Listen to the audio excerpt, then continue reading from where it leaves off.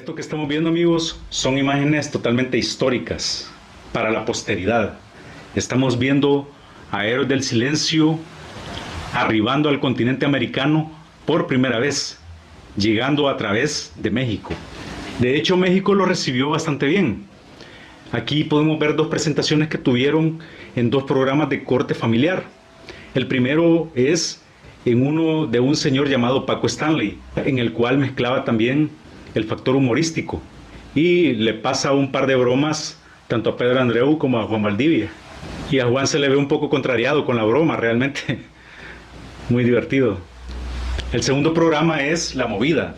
La Movida tenía un poco más de trascendencia, no solo en México, sino que también a nivel latinoamericano en algunos países. Ese programa era dirigido por Verónica Castro y era un poco más dinámico. Ahí desarrollan una entrevista un poco más profunda, una plática bastante extensa y, a mi modo de ver, muy importante para la época porque ayuda a conocer un poco más la banda. En ese programa Verónica Castro toca temas bastante importantes, o sea, hace preguntas bastante coherentes a la banda. Y lo que a mí me impacta bastante es ver a cada integrante del grupo que rondaba los 25 años responder con una madurez bastante tremenda. O sea, es admirable el comportamiento de Héroes del Silencio. Primeramente abordan el impacto del grupo en Alemania, de cómo ellos en español están triunfando en un país con un choque cultural e idiomático bastante abrupto y en la cual ellos están teniendo una muy buena repercusión y le cuentan a ella pues todo lo bien que les está yendo en Alemania.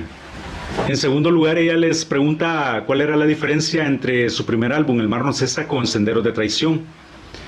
E incluso les hace la pregunta sin ella conocer el primer álbum, sin haberlo escuchado. Ella les manifiesta que desconoce de El Mar no cesa, pero ellos adecuadamente le responden la comparación y manifiestan las diferencias que hay entre El Mar no cesa y Senderos de Traición. Posteriormente tocan el tema de qué papel juega lo esotérico y el color negro dentro del mundo del rock.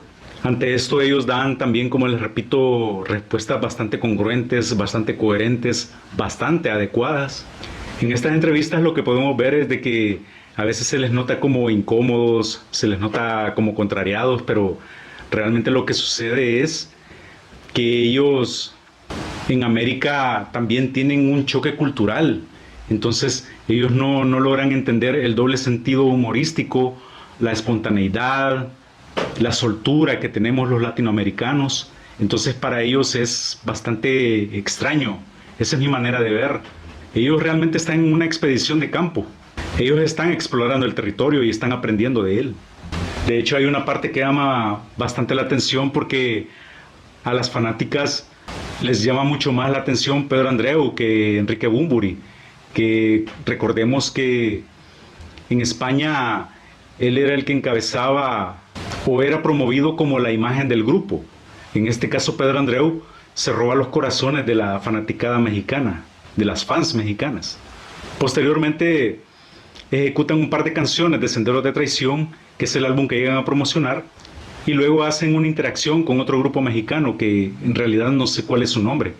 Y ahí se da una dinámica y desarrollan una serie de preguntas con respuestas, opiniones, intercambios, intercambian regalos, intercambian opiniones.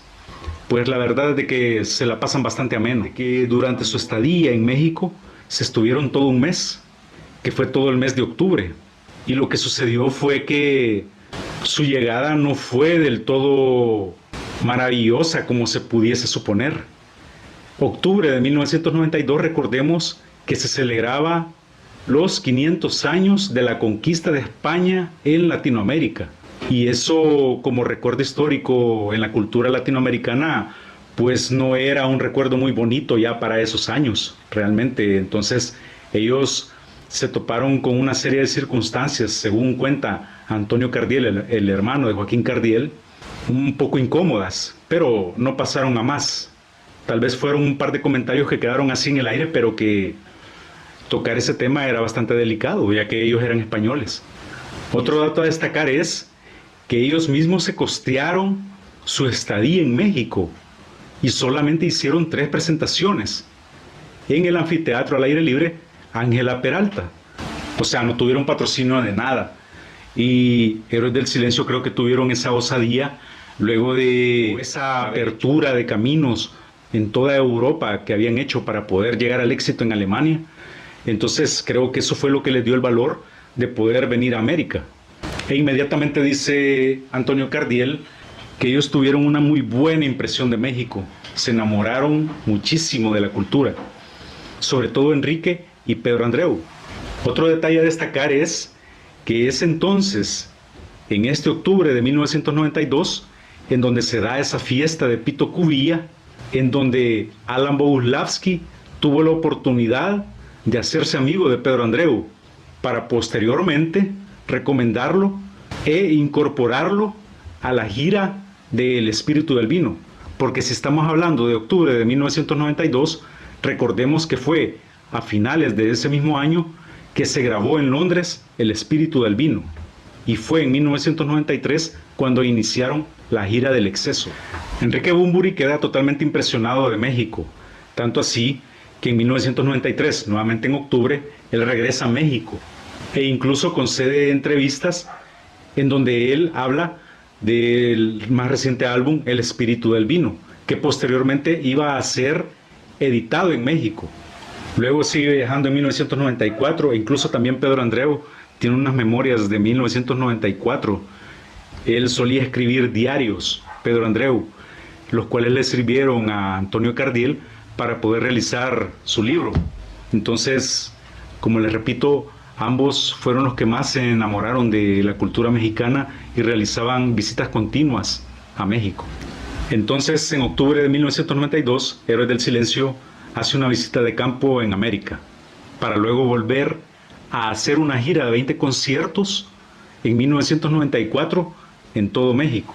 Y así fue como ellos empezaron a abrirse camino, dejando atrás la conquista de Europa y enfocándose ya en la conquista de Latinoamérica.